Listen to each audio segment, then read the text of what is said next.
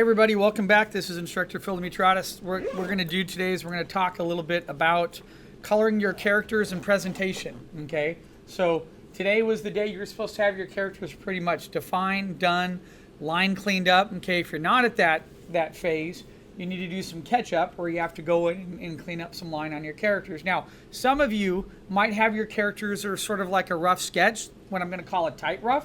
So I'm going to show you a quick example of that. This is sort of the way that I draw. I tend to be a little bit on the rough side, but a little bit on the tight side.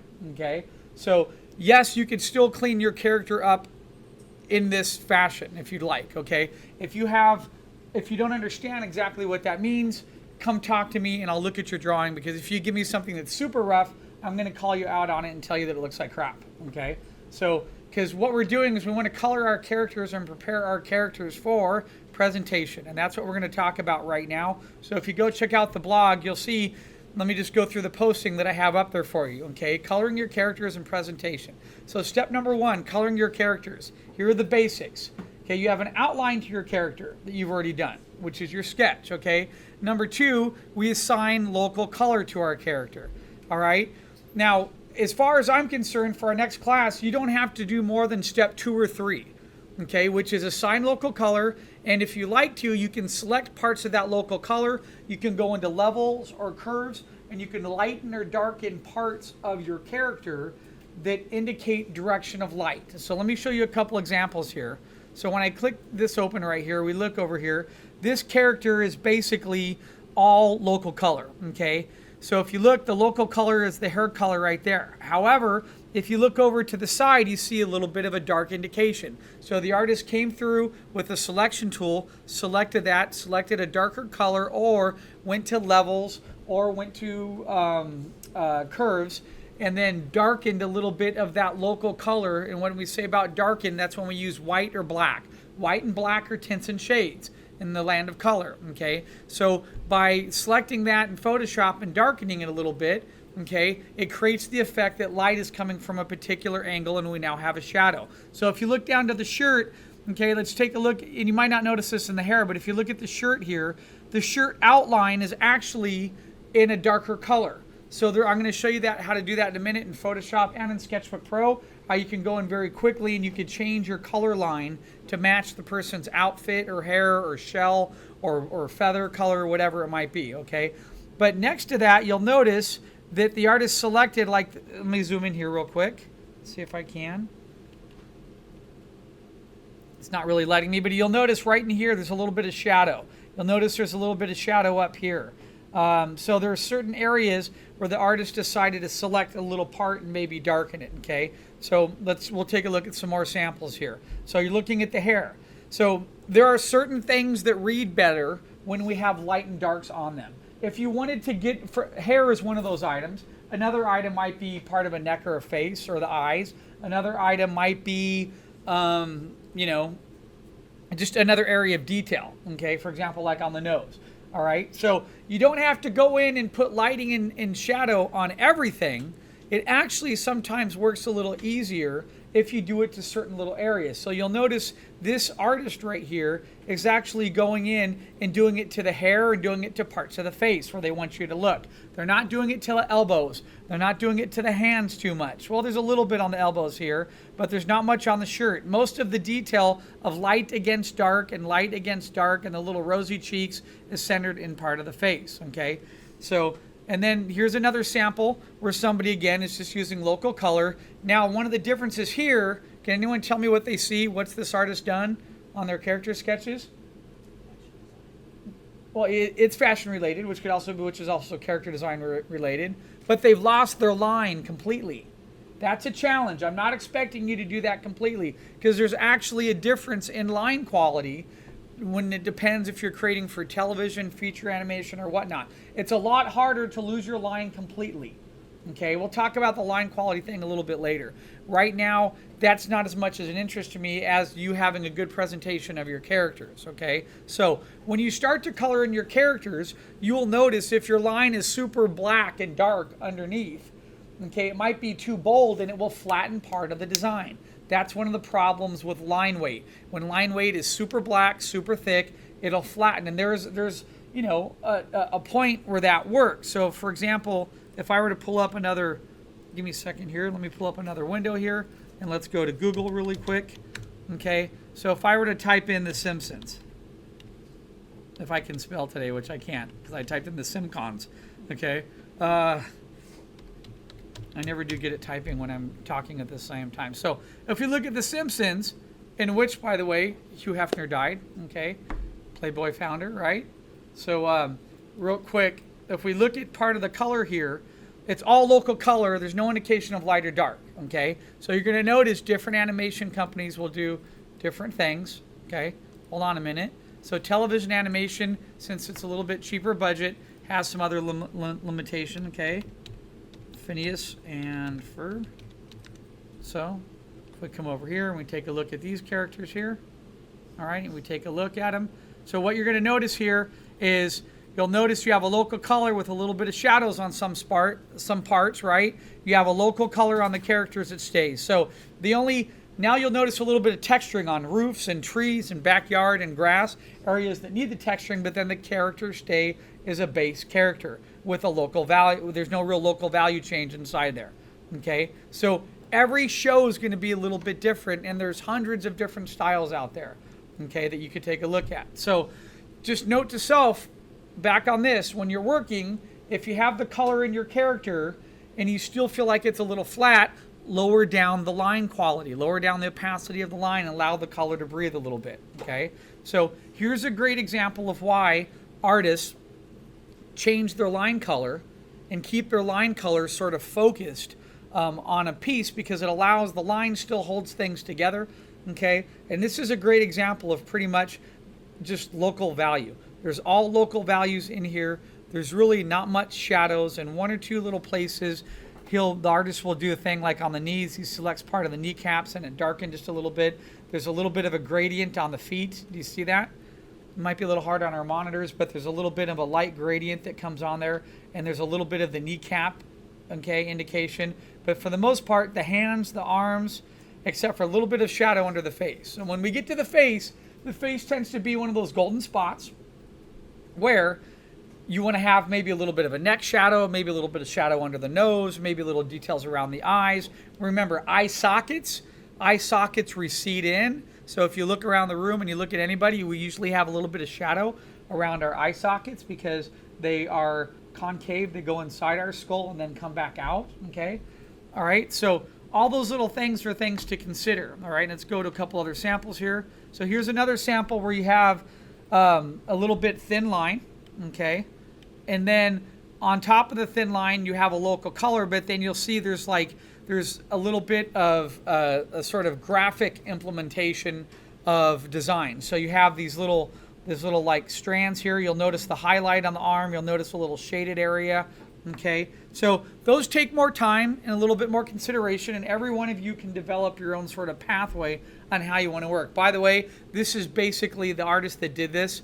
This is sort of a Nico Marley ripoff, because this is how Nico Marley from DreamWorks, this is how he works as a designer. He comes in and he adds lots of graphic elements to help show the curvature and explain the surface texture of part of his designs. So he'll come in and do this thing with like triangles, all the same triangles, and he'll variate them up, and it gives you the feeling of fur. He'll do that by adding these cool little graphic design elements on clothing, and it makes a character pop forward, okay? So here's an example now. Most of this is all just local color. It's the same character with some different hairstyles, but there's a little bit of gradients on there, but there's not really a lot of light and dark on the local color. Okay, you'll see little gradient patches like here on the legs, here on the neck, here on the cheeks, okay, maybe in the back of the hair, and that's it. And then the big thing is there's no line again. The line has been taken off, okay? Now here's one of my students. I put this on the blog. This is Maddie Hodges, who is in this class, who's now working over at Disney Television, okay? So Maddie kept the line inside her character here, all right? But she selected a light side and a dark side. So if you look at the local color here, you'll see a selection right here where it's now dark, okay? You'll notice that on pretty much every one of the characters. You have a light side of the local color, a dark side, light side, dark side. So she even comes in a little bit with highlights, and she puts a little teeny small highlight there. Do you see that? Okay. And that leads me, let me hit escape here. I put these samples for you to see the basics in local color, okay? Next, this leads us into presentation, which is really important, okay? So, I'm really big on presentation, and I gave you a little quote here from me, okay? The most important thing next to art itself is the presentation of your artwork, okay? And this is something that I've seen, okay? And I might have had a little typo here. You can have, that should say level A. I accidentally typed in the wrong place. I'll fix it in a minute. You can have level A art with horrible presentation that will then look like level B art.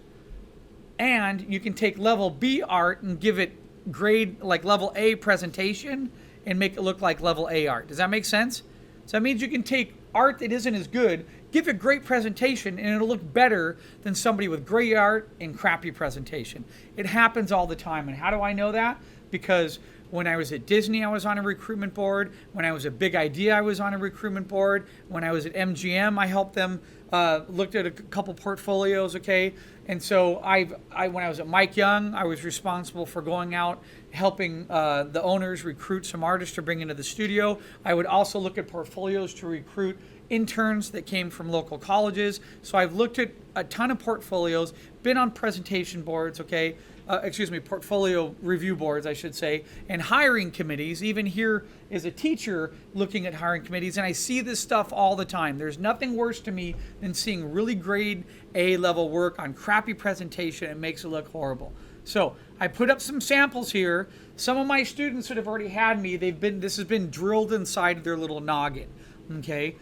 To understand the basics of presentation. How do you make, that's a great looking piece. Not only do the characters look great, but look at the background there.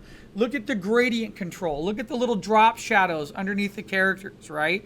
Look at this little octagon pattern that's back there. You can go look online and find little patterns and blend them into Photoshop. If you like, I'd be more than happy to do another demo for you in specifics on making really good presentation portfolio pages, okay? So next to that, let me show you another one that Maddie did. Look at that.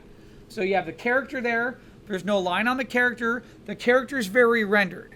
And what do we mean by when I say that? The character has highlights. It has local color, obviously.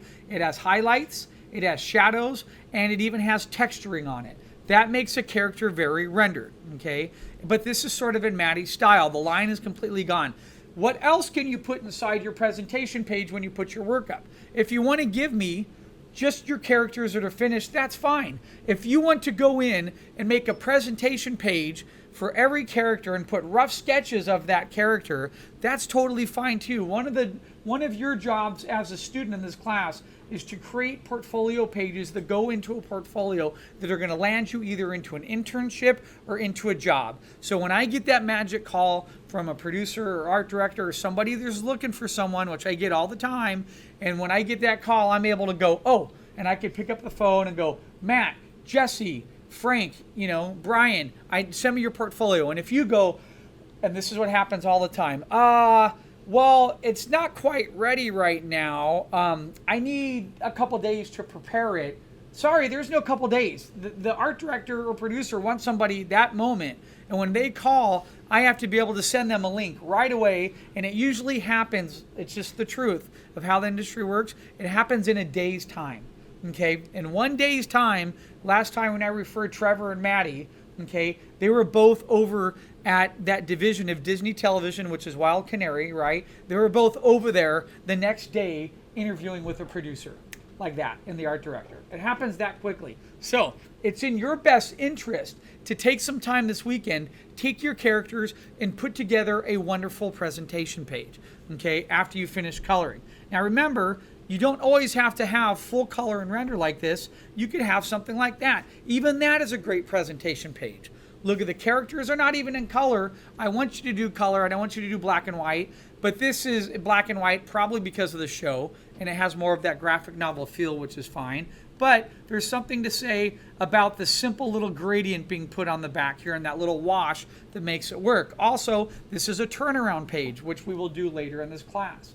Okay, so going back to presentation, maybe you have multiple sketches of your character, okay? One thing I think that looks really cool is when you have one character that's finished, Okay, and I, off the top of the bat, I think of sort of two of my artists in here, Cecilia, okay, and Cynthia. I've seen you guys sketch before and have a character maybe in different poses, and that gets you to your final character. Show me your final character on the left or the right, and then show me some of those rough poses that you did. The rough poses can be like this, like Maddie did. They can be back in traditional black sketching. They don't have to have any local color on them. You can. That's a great page right there. Okay, there's nothing wrong with that. Okay, that's a great page. All right, simple, easy. Now, personally, the white background, I'd like to put a border on that. I think what looks really cool is when you develop, and we could talk about this a little bit later, when you develop something that represents you. For example, Maddie has this little logo here that's her name and her little year. And that's on her blog site. It's on her portfolio pages. It carries over. It's simple and easy. What did I say? It's what? Simple and easy. And here's the golden rule with making a little logo that represents you. You can read it super large if it was on the side of the bus, and you can read it super small. It's that easy, okay? On a couple of my characters, let me see, I don't know if I have it here. Before I post some of my work up, let me see if I put it on here. I didn't. I have a little PD sign, which is representative of me, Phil Demetriadis, okay? And I put that because a lot of people can't spell my last name, okay? So that's why I have that little PD sign. All right, so let me show you another one of my students. Here's Trevor, okay? So look at that page. These all, by the way, these are characters he designed in our character design class that you're sitting in, okay? When we got to some other assignments after these basic ones, okay? Look at what he has up here on his presentation page. Silhouettes. You guys all did silhouettes. Go pick the silhouettes you like the best. Put them up on the top. Look, it's labeled very nice, character designs. He has that same, it's funny, Maddie and him both use that same octagon pattern because I show them how to go type up like octagon patterns or line patterns, and you can find all kinds of stuff for free on Google, and then you download it and just blend it in the back of your image, right? Here he has his characters in there. Now, his style's a little different. He's more of what I'd call like an action show, Warner Brothers, Marvel sort of comic book style, right? And he has line on all his characters, okay? He has drop shadows. I'll go back and put that on the blog. Drop shadows are a great way to anchor your character down to the ground, okay? It works fantastic. Most important, look at what he has right there. He doesn't have a symbol that represents him, but he has his name on every single page. So if you look at that page, you know it's Trevor's. You look at that page, very similar, same show, okay? So you have the protagonist and the antagonist and part of that design premise that he did there. And then we come over here, and this is what I love about Trevor. He's really such a talented artist.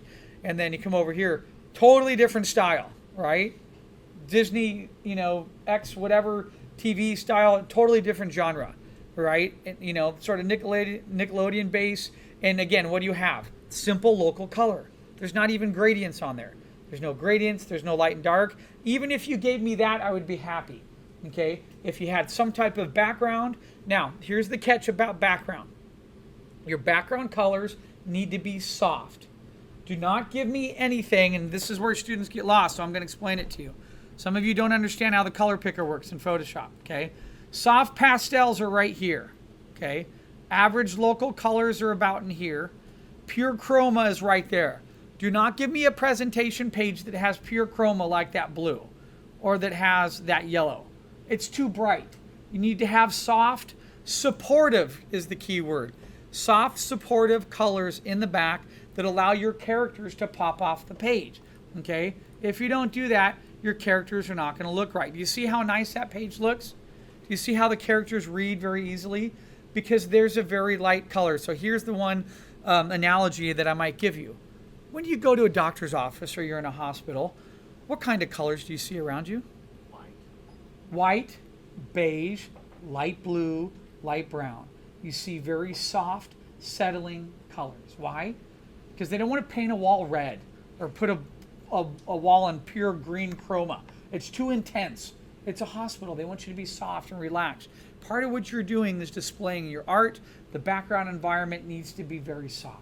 I've had students give me stuff that's like navy blue in the background with characters on it, and they're like, I went for the contrast approach. And I'm like, really? Because it doesn't really look like the contrast approach to me. It looks like the crap approach, okay? So think about that. Soft colors that allow your work to come off, all right? And then look at this. Even this. Sorry, it's a little low res. Characters posed, light gray background. but it's a simple read. The characters read on there, and it's easy to see. And next, which I posted on the blog right here, after I gave you these samples of good presentation, by the way, that one, look, children's book, character concepts, medium, pencil, Photoshop, the person's name. You know, you don't have to go through and put on all of that information on there, okay? But just having the title, you don't have to say Dart 110, you can, but I'm not, if you're going in your portfolio, put down, come up with your own ideas. Cecilia tells me it's my jungle concept. So she might say jungle character design. I don't care. I know what the assignment is. I didn't forget. Jungle concept design. And then maybe down below it says medium. Maybe it says pencil, digital, Photoshop, or Sketchbook, whatever you used. And then down here it has her name. That's it. I wouldn't recommend to put your number and phone number and all that stuff on every page. It's in a book that already has that information, right? But that's simple, easy presentation. Okay, so after this, once we scroll down here, next I'm going to show you professionals. Okay, this is the pros. Okay, so this is Creature Box. So when you're looking at these characters, this is everything we just talked about on those upward steps all combined. This is full rendering, full presentation, everything. Now, I put the sample up here to talk about the rendering. Look at what's happening. We talked a little bit about this the other day. You have local color. You have shadows. You even have light and dark. Then you have gradients. Then you have blends. You have gradients that blend into the character to show form. And then you have gradients of texture on top to show form. Then they come back and then they have all kinds of highlights. Then to put the icing on the cake, they have contrasting color of highlights. So if you have a blue character, they come back and put in a warm color coming on top of it. So you create contrast colors. And then boom, it pops off the page. So then you get into some really good stuff that they do. And now especially get over to like here, look at that. Now you have multiple characters, you have an outline for the page, you have a title of what's going on here, you have their logo, okay, fantastic. Especially when you get into something like this, same thing. You have this little line behind them, so you have a gradient. Gradients work nice, very soft gradients. You have a nice gradient flow. You have a little bit of shadow under the characters. Notice the gradient gets weaker behind the characters. Why? To make the characters pop off the page a little bit more. Why? Because that's where all the color is. He wants you to look. They want you to look right here. They have the logo of the company. It's a very simple, easy presentation page, right? That's why I wanted to put this up for you, because I want you to see the difference between what a pro does and maybe what a student does. So before you come back into class and you have your characters slopped all over a page, and I have two on one, one on another, and nothing's laid out right, nothing's on the same line, everything's uneven, your presentation is this. It's a 0. And even if you had A-level work, you're going to make that work look horrible because it's not lined up and it's not looking correct, okay? All right, so we go over here, and I put this last image up there for you just so you can look at when we talk about, it's hard to figure out their style. The way they do the gradients, the way they do the textures, the way they come in with the highlights, the contrasting colors, just everything that they do in their pieces is fantastic. Okay, it's a great way to, a great method to learn from. And you'll also notice that they're also keeping line in there. They keep part of the line on the characters. Okay, everybody's a little bit different with their approach. So I can't tell anyone to do anything different. You know, there's all these different styles that people work in. What's important to me is the presentation of the work when it's up on that wall, because it carries with you into your book and portfolio. And you know what? If you didn't like this assignment and you're just learning and you're a newbie, there's nothing wrong with that. You can still try to present your work pretty good, because you know what? This happens all the time. You're somewhere and somebody sees your posting on Facebook or on Instagram, and then someone calls you, and the next thing you know, they ask you to do a children's book, and they want to see a sample of your work. I'd rather have C-level work on nice presentation and be able to show it and be able to get your next gig, which would be doing a children's book, than would it be the other way around, where you have this attitude, well, I'm not the greatest designer and I'm just going to have C-level work and just keep it on you know, blank and whatever, and have characters all over multiple pages. At a minimum, line it up on one page, have your characters in good height and relationship to each other so it's viewable and it works. And by the way, that little story I just told you is a true story, because last semester I had a student in one of my classes. Her name is Beverly Arce, and she was posting her work up on Instagram. She was contacted by a gentleman who was creating a series of children's books, and the question to her was, how how much would you charge for an illustration? We would like you to do some children's books for us. We love your style. Well, the first email was, can we see more of your work? She said yes. Sent a link with her own portfolio, custom portfolio link to them. Then they came back and said, how much would you charge for illustration? I helped her figure some of that out. We talked about what her time was worth. We talked about all that good stuff. Guess what? They sent her a contract. But the one thing we didn't know is how many illustrations they were going to give her. We agreed on roughly in the neighborhood about $900 to $1,000 an illustration because they wanted them with an environment and they wanted the character posed in action with color. So I said, with all that time and thinking, I'm going to ballpark this at $900 to $1,000 depending on the level of difficulty. Okay, she agreed. Remember, you're also paying taxes on that. 45% tax, and depending on your write-offs. That's another conversation. So guess what we ended up doing? She got a contract for $79,000. Okay? And then we went in the contract, and then they changed something else in the contract, which have lots of experience reading contracts because I used to hire a lawyer to do my contracts when I was in entertainment. Okay? So I went back in, and then I noticed they wanted full rights. Well, that's not how illustration works. In illustration, you own the right to the object. You're giving them that object, that illustration to use. Once they decide to use it from the children's book and use it for posters, t-shirts, or anything else, they have to pay you for that. So I noticed that clause in the contract. We went back to renegotiate. We started asking for 20, and then we went down. I said 20 is maybe a little bit much. Maybe we should ask for 15. The company looked at the 15, and they met us in the middle and gave her another 9. At the end of the day, a week later, we had a contract for $87,000 for Beverly. Okay? It's a lot of money for 6 months of work, right? That's a true story. Was in here the other semester. I need to email Beverly because now she's off doing her own thing and she's working and she's as busy as can be. And apparently this company is using another publisher, and now that publisher wants her to do another book. Guess what? She started her career as a children's book illustrator based off of the character design she was doing in this class. Okay? So that's how seriously I take part of this, and I expect you to do the same. Because I have students that are in. What's funny is she came here from, I think it was Biola. She left Biola because she wasn't getting an education in character design or designing. And I had her here for about a year and a half in a couple different classes: environment design, perspective, character design, production design. And she took all my classes and busted her ass, and boom, $87,000 contract on the table. That's starting your career. And how did she get that? From posting her work on social media, on Instagram and Facebook, and somebody saw it. So enough there, okay? Let me pause the recorder real quick. Now I need to come back, and I'm going to go over some real basics on my little turtle head right here. Goop. So I sketched this turtle, and I want to show you a couple real basics on what you can do. So give me 1 sec.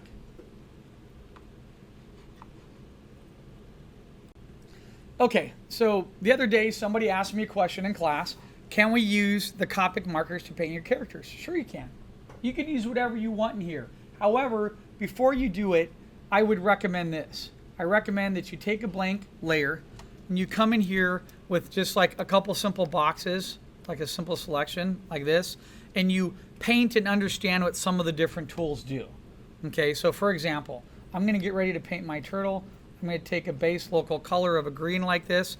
So what I'm going to do is I'm going to take a really simple box like this. I'm going to come down here. There's all these different tools, okay? To get the Copics, you can press on that little icon up here, and it brings you the Copic library, and there's a bunch of markers. Then you have to go down here and you select the markers. So you have, if you hold the icon over these, you don't know what's what. You have airbrush, you have marker, you have chisel tip, and if you even come over here, look, Copic extra broad.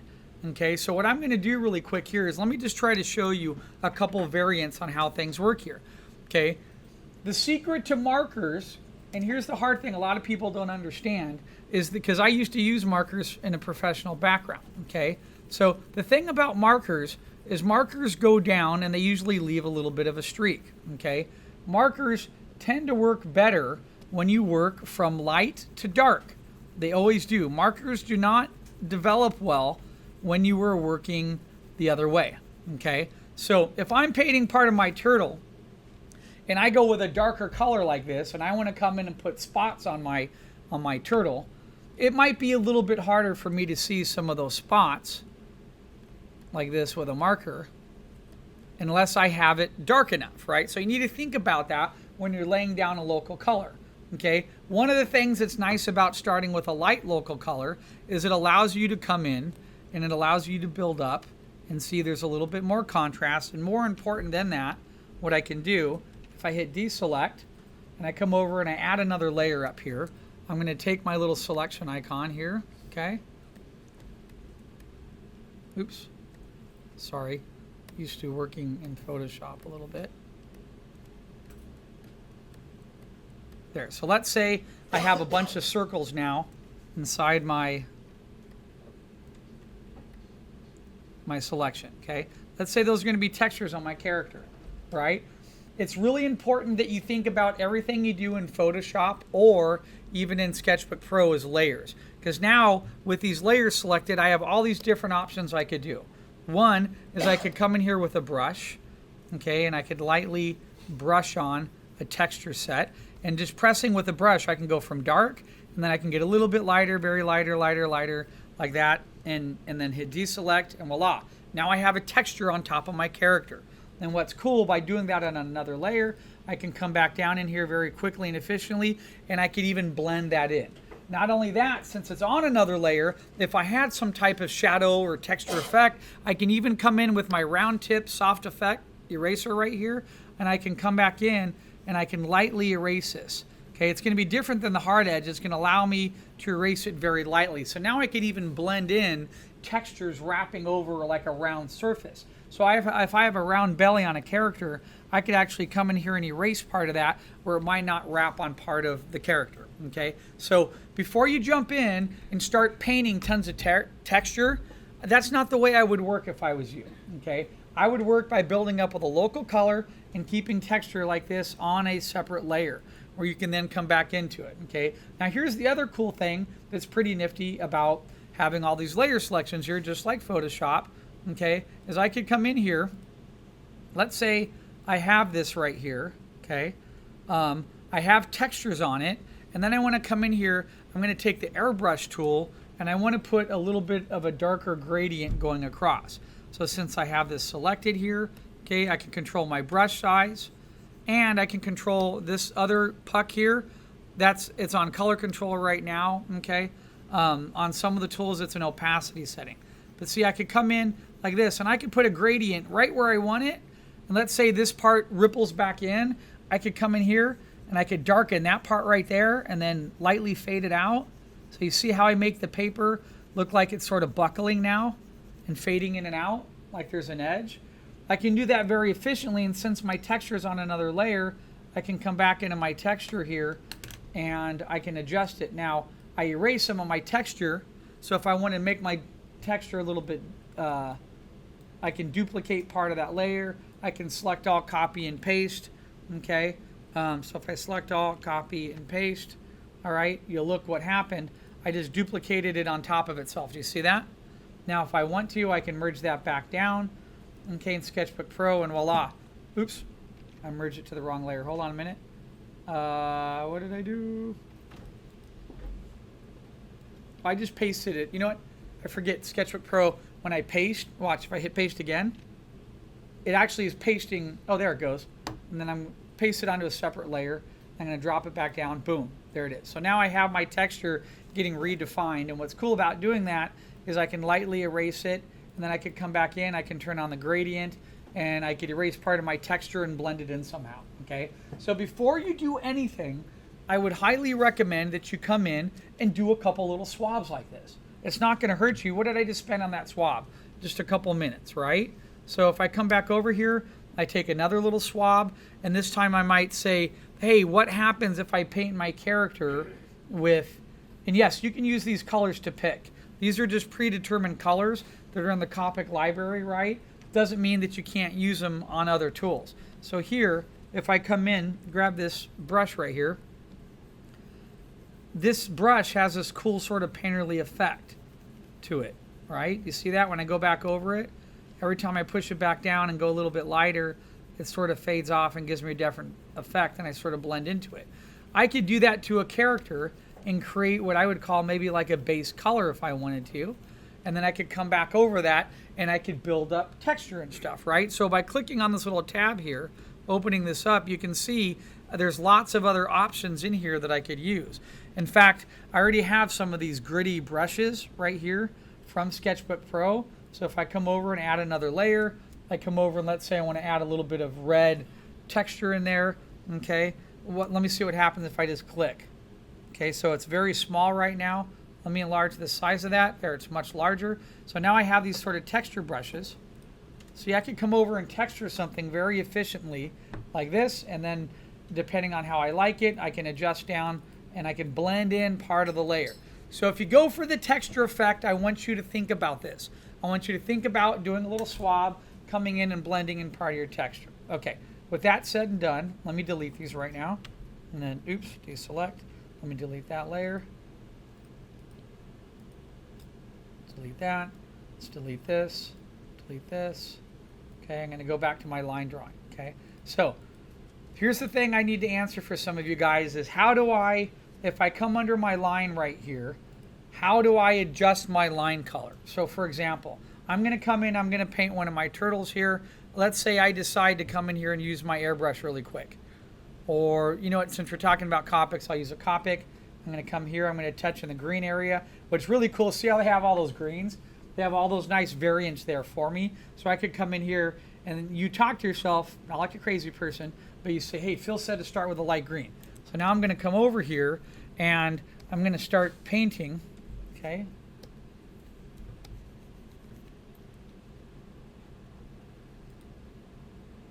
Hold on, I need to put this onto transparency, okay?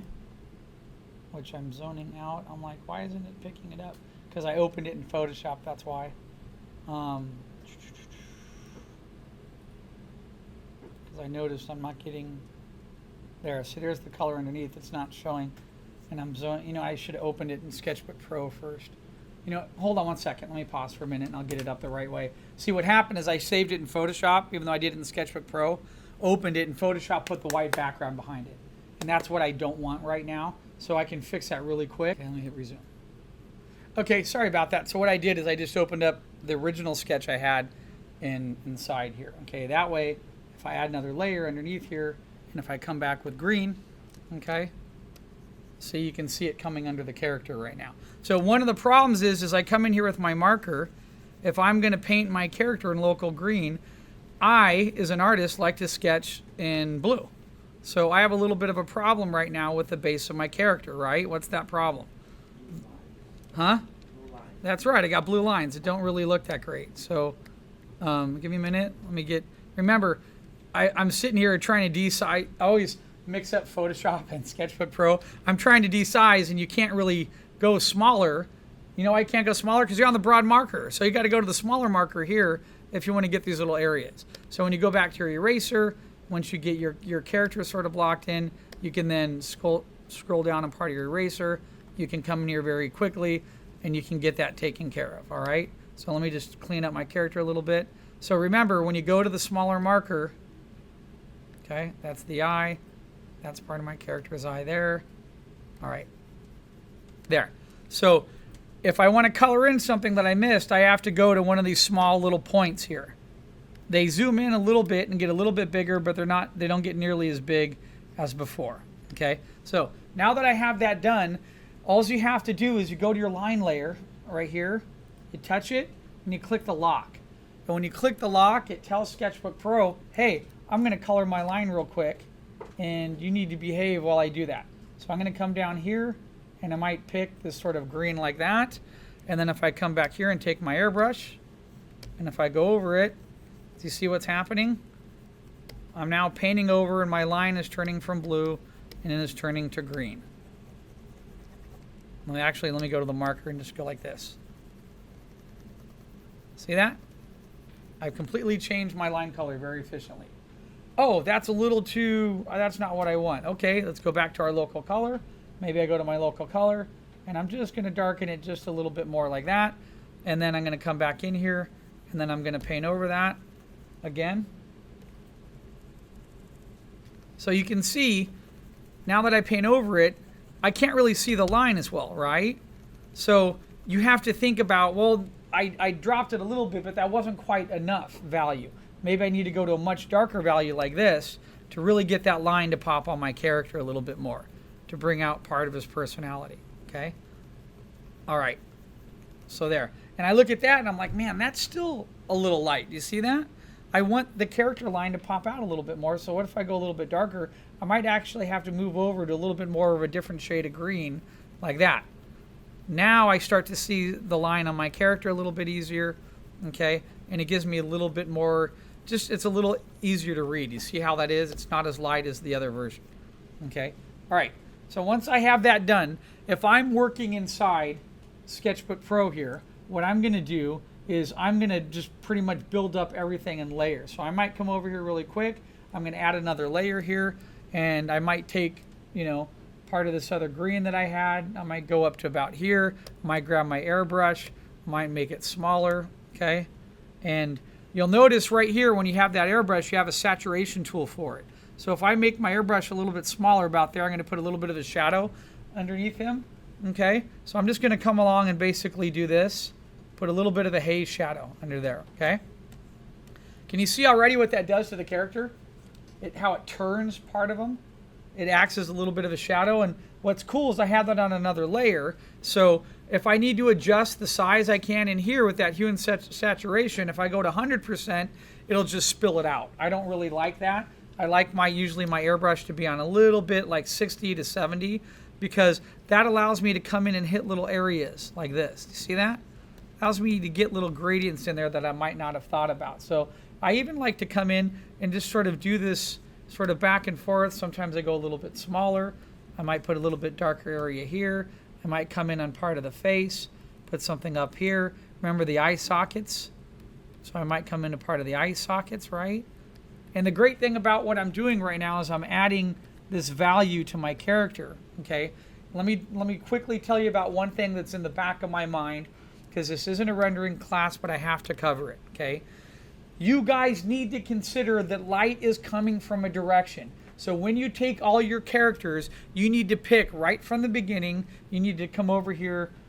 Glad I remember to add another layer. You need to pick left or right, okay? You have to say light's coming from here, or from here. There's a reason why you have to do that. So let me talk about some basics real quick of lighting. Okay, on this character, I'm gonna say light's coming from this side. Why? Because it allows me to come in here and to get a shadow under here, and a shadow under here, a shadow this way, and maybe a little bit of a shadow under the eyes. It allows me to pop the look and feel of that character, okay? The worst thing you can do as a student is not pick any light source direction, and you get a character that's called ambient, okay? Ambient feel. You're in an ambient room right now. See all the lights above you? Fluorescent long lights. It sort of sends light everywhere, and it creates this sort of buzzy feel. That's why if you're in a room like this for more than 5 or 6 hours, things get a little blurry because you're looking at ambient light and not any real direct light, right? When you're doing your characters, it's important for you to consider what what the direction of light is coming towards your character. So for me, I know in my head I'm gonna say left right here. That way, as I come in and I put in some gradients and I put in some other details, I'm thinking about how that light is gonna affect, okay? So I'm gonna come back here, that was my line, okay? In Sketchbook Pro, you can label it. You can label it by coming over here and going over to the A, and you can type on the layer, or they even allow you to open it up and you can, watch, if I open it up, I can come in here and I could just write it in, or I could type it in. So I could come over here and I could say, I can say right here, line, or I could hit this and say, show me what's on that layer. So if you have lots of texture or paint, you can actually see it, which is sort of cool. I like that option in Sketchbook Pro. Right now I'm gonna hit line so I know what it is. I'm gonna actually, and look, I can hit clear image, and I could come in here and say line. I can even write it in, boom. Look, it just told me, it put my writing in there. That's your line layer. So I know not to mess with it. See, it's on the outside, okay? So then I know this little green area right here, what was that? What did I do? So I'm gonna come over here, I'm gonna label this. I'm gonna click that off. I'm gonna come down here and hit clear image. I'm gonna put shadow, okay? And I'm gonna hit okay, boom.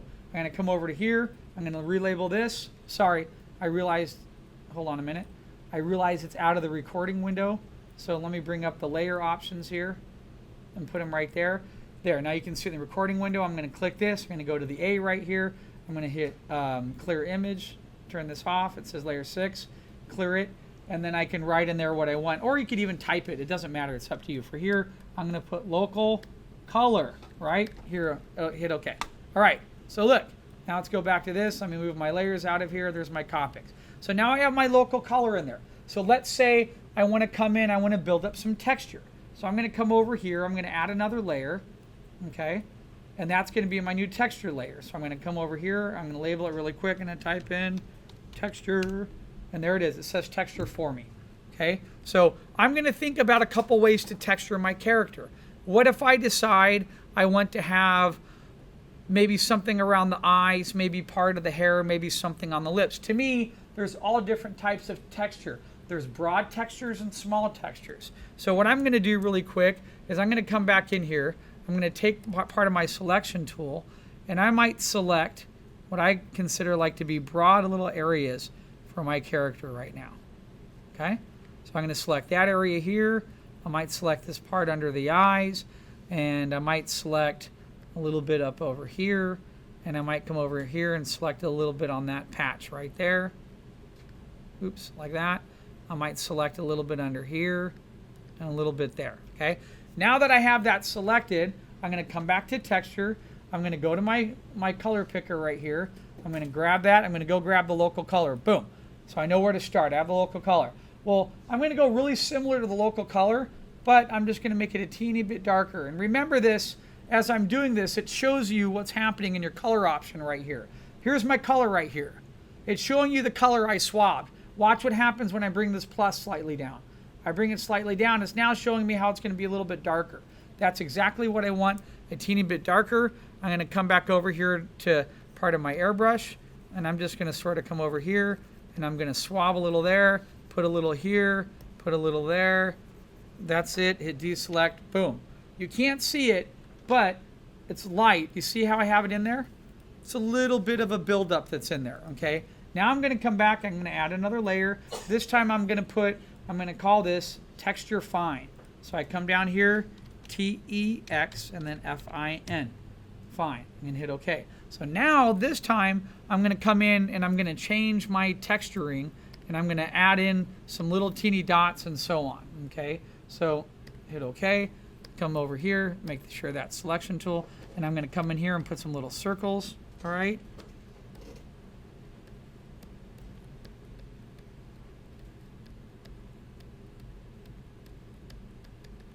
Maybe he has these little circles here. I already had some circles up on his head, right in here.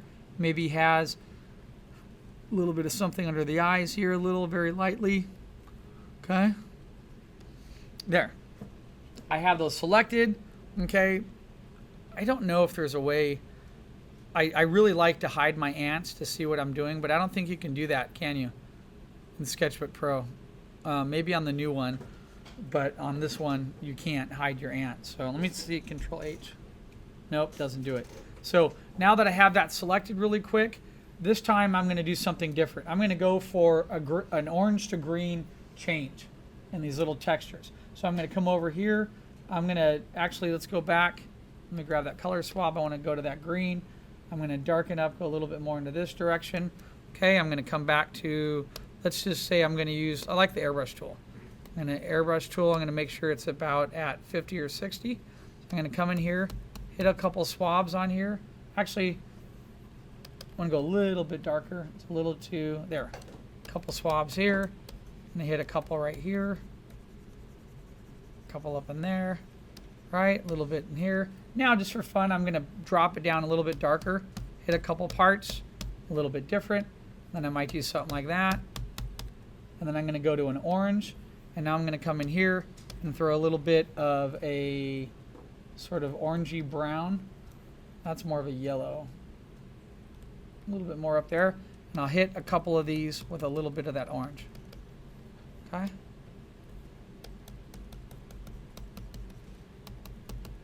Like so. There. And now I'm going to hit deselect. All right. The orange is a little hard to see, but now I can come back to that texture and I have the orange in my brush, and see, I'm just going to swipe a little bit of that orange underneath part of his chin there, just to blend it in a little bit. Now, I'm getting a little bit more on the render side. I don't have to do all that, but anyway, you see what I have right now, right? There. So I have some basics in there. Now I could come in, I could put in some highlights. So let me just walk you through the layers of what I put in there really quickly. And by the way, this might not be showing, oh my God, on the monitor, it's a totally different color.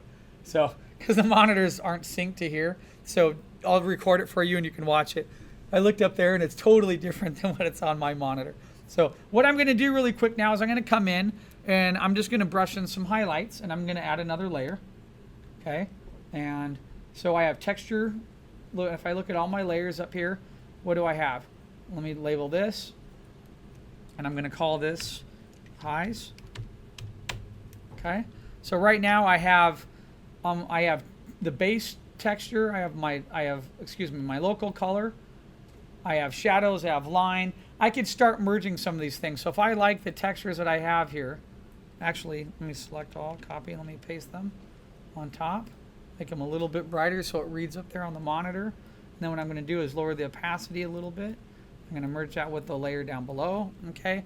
So now if I want, I could come in and I can start putting a couple little highlights on part of the face in the direction that the light's coming from. So I have some base color, a little bit of base texture, and I'm just going to quickly come in here and let me grab, let's come back to the color picker. I'm going to pick that green. I'm going to go up to a little bit lighter, maybe a green with more white in it, something about there.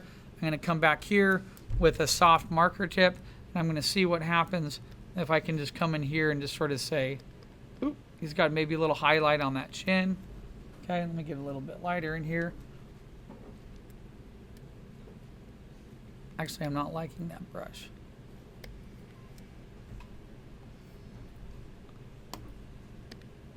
Let me go to the nice fine tip there. There, so I get a little bit of a highlight there. I might have something up in here. A little bit up there. So I'm just doing this super fast, right?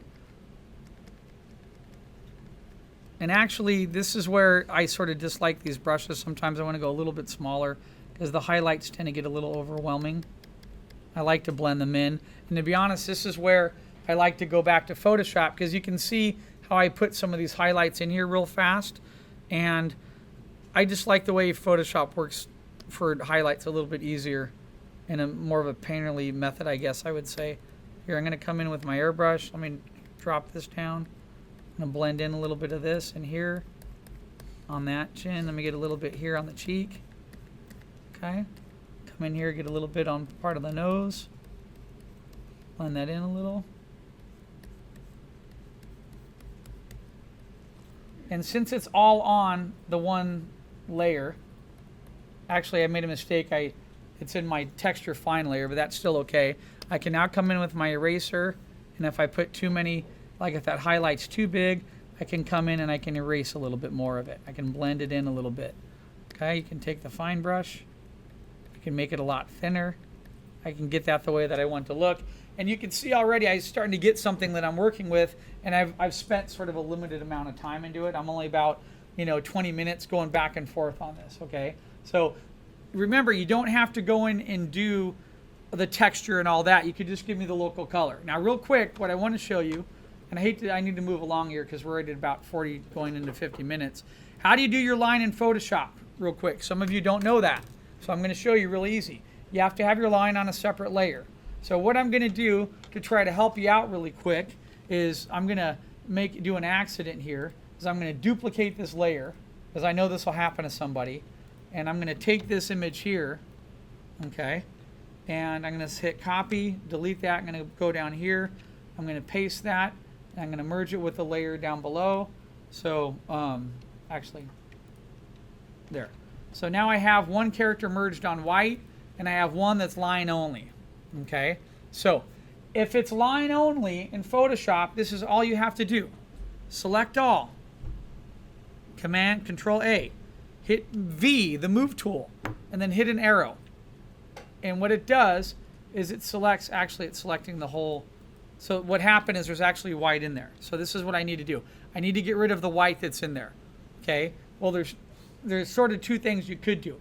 Some people will paint, and since this is blue, the first thing I could do is I can put this layer on the multiply, okay? So if I come over here and select this layer, drop this down to multiply right now, okay?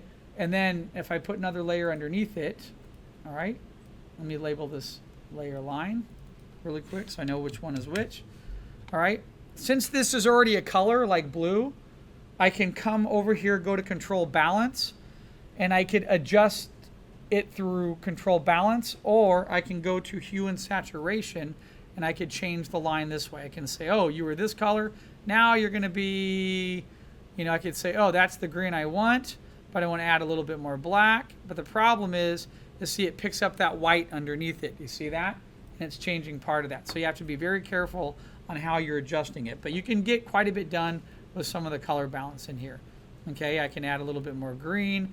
I can add a little bit more blue. If I want to go all green, I can then select highlights. I move that to sort of a little bit more green. You need to think about colors that mix all together. So I might put a little bit more green there and a little bit too much blue. And it just takes a little bit more tweaking to do that, okay, to get your line color the way that you want it. Here's another option. In Photoshop, you can go to select, okay, and we want to select all the white and delete it that's out of there. Some of you, sometimes depending on your line quality, here's two different ways to do that. Is that you can go over to the wand, okay, you can grab the magic wand, you can drop the tolerance down to a lower setting, and I could come in here with that wand, okay, make sure I have the right layer. Here it is. And I can grab it and I can select in here like this. Okay. I can select and see what it might grab inside there. Okay. Hold on a minute. Deselect there. So it might select part of this. I can try to hit delete, see what's going to happen. Hold on a minute. Why am I getting the weird, funky? Some people like to use a quick selection tool and do that and see if they can get it. Okay, so let me see what happened here. My Photoshop's acting really weird right now and I don't know why. Let me pause for 1 minute. Sorry about that. I had a little bit of a hiccup there. So what I did, sometimes Recorder makes Photoshop run a little weird because it's eating up all the memory. So here's one option. The other option you could do, you can select the wand tool. You can come in here and you can select. And if you're lucky, it'll grab part of the white. The problem is here, if I hit delete right now, okay, I need to make sure, right now it looks like it just selected the line layer, which is what I wanted. But let's see what happens if I go in here and I try to paint. Let's say I want to turn that into my green, right? So if I hide the ants, I take a brush. Okay, so what it's done is it's done some weird, funky inverse selection. I don't know why, okay, but it's doing something different. So let me hit Command Z, and this is a problem I usually have. Okay, so depending on how the tool's set up, there's something in there that's not working. What I like to do is I do this. I come down to select, okay? Make sure you have nothing selected. Go to color range. When I pick up color range, I come over here and I just touch the white. I hit OK, and Photoshop selects everything for me. And if I hit delete, okay, Photoshop deletes all the white that's around there, okay, and it leaves just the line, okay? Something is, let me double check something. Sorry about that. It had just one teeny little hiccup here, and I'm trying to figure out what happened. So sometimes other instructors use this machine. I thought the selection tool was on inverse. So basically all that I did, let me back up there and sort of go a couple steps back.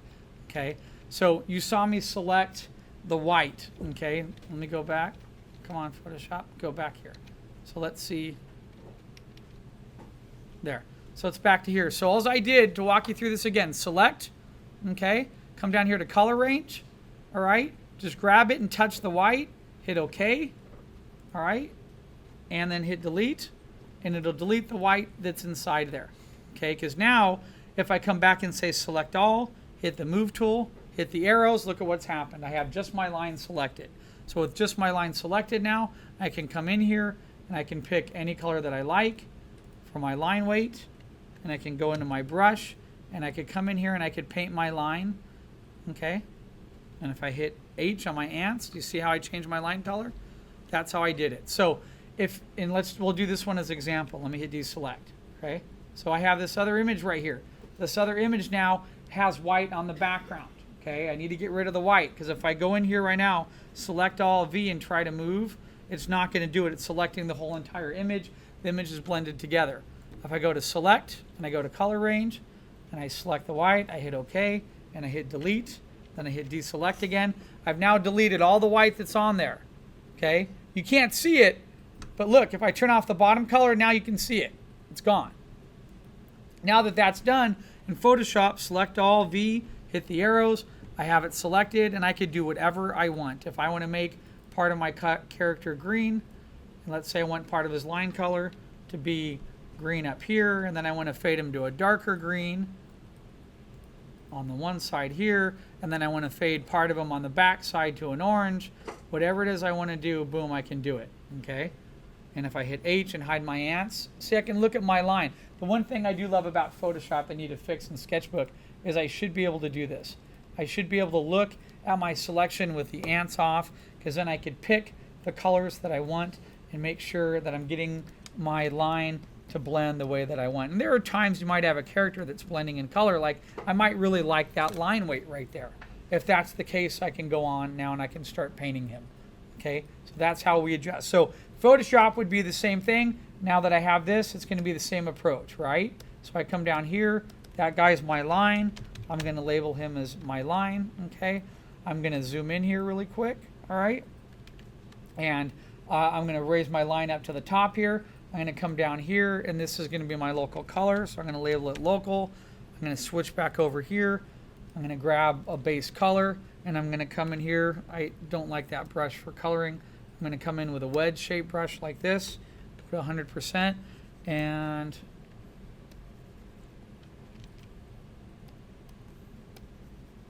there it is. See that hiccup there? That's the recorder not letting me do what I want to do. So now I can color part of my character, okay? And you can see that's one of the benefits of having that line layer, is that now that I put a local color in here, what happened to part of my line? I realize that my line is too light right now. So that's cool. It's on another layer. So no distress, nothing to worry about, okay? I can come in here, lock this in, then I go back to my line, I go back to levels, and I can add black or white very efficiently. Do you see that? So now I can darken up my line weight on my character a little bit. If that's a little too rich, I can then come in, I can even drop the line down a little bit and blend it in according to how I want to paint it. And then the next thing I would do is I'd pretty much follow all the other steps I just showed you, which is where I would go dark, light, whatever you want to do. So let's say here, select all V. Let's say I don't want all those colors. Let's go with the base green on my line really quick. Okay. And here I'm just going to fill that selection really quick. Foreground color. Okay. Deselect. Okay. If that's a little too, I can lower down my line. And if you want, here's the really quick, efficient way. If you want to put shadows on your character, you can go back to that shadow layer that you have, okay, which is right here. I can go to levels. I'm going to take my selection tool and just come in here like this. I'm going to select a couple parts of my character, okay. I might select under part of the eyes right here. And here's the catch. If I come in here right now and if I go to levels and I darken that character like this, hit H, okay? Hit H, hide your ants, then go to levels. And if I darken the character like that and I put that little bit of shadow under him, once I hit OK, that's on that original local value layer. So if I ever want to blend it or mess with it, you have to think about that. If I wanted to blend it right now, it's okay, because if I wanted to, I could come over to a smudge brush, okay? And I could take something like this, put it at a low opacity, and then I could come along and smudge part of that end into there. Now smudge brushes, that's a whole nother discussion, can be very tricky. There are all different types of smudge brushes. Some are normal brushes. Sometimes you might want to come in there, oops, and I just want to paint on top. So I might just take, if I want to blend that color into my character a little bit more, I actually prefer sometimes, smudge brushes can crash your machine. And if you don't have enough RAM in there and you pull up a smudge brush, you go to use it and boom, it's going to crash it. Okay, here I like to take an individual brush like this, grab some of the color, and then I like to just come in here and just sort of lightly blend it in and paint it myself. I like that feel of controlling and trying to get blends into my character. Okay, so if you want to paint it in, that's fine. I don't really care. It's up to you. But I'm already looking at this and I'm realizing like, wow, my character line is really pretty heavy and thick. It's not as tight as I wanted it to be. But here's the catch-22. If I make it too light, my character disappears. So I might be in my best interest to turn off my local color and go back in and clean up the line on that character, right? And that's usually, I was saving this part for the end, that's usually how you understand and know if your character line is too rough. Because if it's too rough, it starts to compete against the local color and any of the textures or the other variants that you have there. Okay? All right, any questions then? So that wraps up. That gives you a better idea how to work on your characters. Let me stop and I'll render this out. Thanks, guys.